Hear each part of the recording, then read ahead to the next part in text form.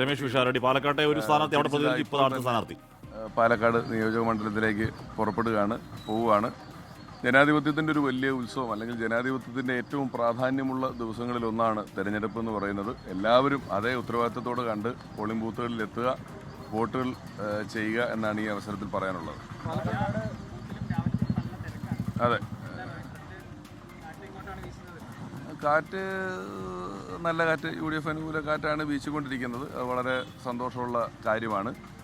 എല്ലായിടത്തും ഞാനിപ്പം കഴിഞ്ഞ കുറച്ച് ദിവസം പാലക്കാട് തന്നെ ആയിരുന്നല്ലോ കൂടുതലും ഉണ്ടായിരുന്നത്. രാവിലെ ഒരു 4 മണി മുതൽ ഇവിടുന്ന് ബാബുച്ചേട്ടൻ്റെ ഷാളും അനുഗ്രഹവും മേടിച്ച് പോയി അവിടെ ചെന്ന് കയറി അന്ന് മുതൽ ഇന്ന് വരെ രാവിലെ ഒരു 4 മണി മുതൽ മാർക്കറ്റിൽ പോകുന്ന മുതൽ രാത്രി 1 മണി വരെ എന്നാൽ കഴിയുന്ന രീതിയിലെല്ലാം ഞാൻ ജനങ്ങളെ കാണുകയും അഡ്രസ്സ് ചെയ്യുകയും ചെയ്തിട്ടുണ്ട്.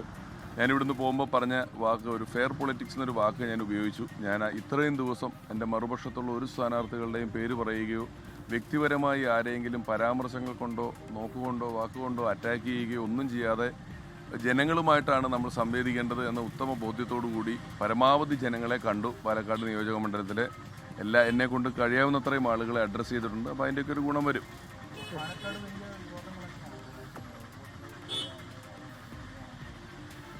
ഞാൻ ചെന്ന ദിവസം മുതൽ ആദ്യം ദുർബലനായ സ്ഥാനാർത്ഥി എന്നായിരുന്നു പറഞ്ഞിരുന്നത്. പിന്നെ രാഷ്ട്രീയമില്ല എന്ന് പറഞ്ഞു. ശരിക്കും ഈ വോട്ട് ചെയ്യാൻ ഈ ക്യൂവിൽ നിൽക്കുന്ന എല്ലാ ജനങ്ങളും രാഷ്ട്രീയക്കാരാണ്. ജനാധിപത്യത്തിൽ രാഷ്ട്രീയക്കാരൻ എന്ന് പറയുന്നൊരു സ്ഥലമൊന്നുമില്ല. വോട്ട് ചെയ്യാൻ അവകാശമുള്ള ഈ രാഷ്ട്രീയക്കാരെ തിരഞ്ഞെടുക്കുന്ന ജനങ്ങളാണ് ഏറ്റവും വലിയ രാഷ്ട്രീയക്കാർ. അപ്പം ഞാൻ രാഷ്ട്രീയക്കാരനല്ല എന്ന് ഇവർ പറഞ്ഞു വരുത്തി.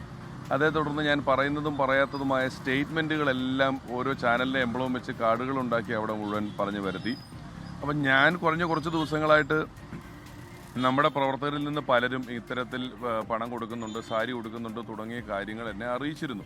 പക്ഷെ നമുക്ക് അതിലൊന്നും ഒന്നും ചെയ്യാൻ പറ്റില്ല. കാരണം ഒന്നിനും തെളിവുകളോ മറ്റു കാര്യങ്ങളോ ഒന്നും തന്നെ ഇത് അറിയിച്ചു. അതുകൊണ്ട് ഞാൻ നിയമപരമായിട്ട് അവിടുത്തെ ഇലക്ഷൻ കൺവീനർ എന്ന് പറയുന്ന പാർട്ടിയുടെ മുതിർന്ന നേതാക്കൾ മിനിഞ്ഞാന്ന് തന്നെ ബന്ധപ്പെട്ട ആളുകൾക്ക് അതുമായി ബന്ധപ്പെട്ട് പരാതി കൊടുത്തിരുന്നു. ഇന്നലെയാണ് അത്തരത്തിലൊരു ദൃശ്യം പ്രചരിക്കപ്പെട്ടതും കാര്യങ്ങൾ കാണുകയും എല്ലാം ഉണ്ടായിട്ടുള്ളത്. അപ്പോഴും ഏറ്റവും ജനാധിപത്യ വിരുദ്ധമായ കാര്യങ്ങളാണ് അതിലുണ്ടായിട്ടുള്ളത്. അതിനുശേഷം ഇന്നലെ രാത്രി ഇപ്പോൾ രാവിലെ പാലക്കാട് വിളിച്ച പറഞ്ഞത് വ്യാപകമായി എൻ്റെ പോസ്റ്ററുകളും ഫ്ലെക്സ് ബോർഡുകളും എല്ലാം അവിടെ നശിപ്പിക്കപ്പെട്ടിരിക്കുന്നു. എല്ലാ സ്ഥലങ്ങളിലും പ്രവർത്തകർ, BJPയുടെ പ്രവർത്തകർ അത് മുഴുവൻ നശിപ്പിച്ചിരിക്കുന്നു എന്നുള്ളതാണ് ഇപ്പോൾ രാവിലെ പാലക്കാട് നിന്ന് അറിയാൻ കഴിഞ്ഞത്.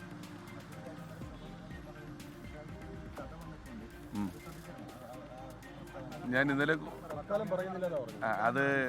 ഞാൻ ഒരു കാര്യം പറയാം. ഞാൻ പാലക്കാടൂടെ നടക്കുന്ന ഒരു വീഡിയോ എടുത്തിട്ട് ഫ്ലിപ്പ് ചെയ്തിട്ട് എൻ്റെ മുണ്ട് ഇടത്തേക്ക് മുണ്ടെടുത്ത് നടക്കുന്ന മതേതരനെ കണ്ടോന്നും പറഞ്ഞ് പ്രചരിപ്പിച്ചതാണ് അവിടെ വീഡിയോ ഫ്ലിപ്പ് ചെയ്തിട്ട്.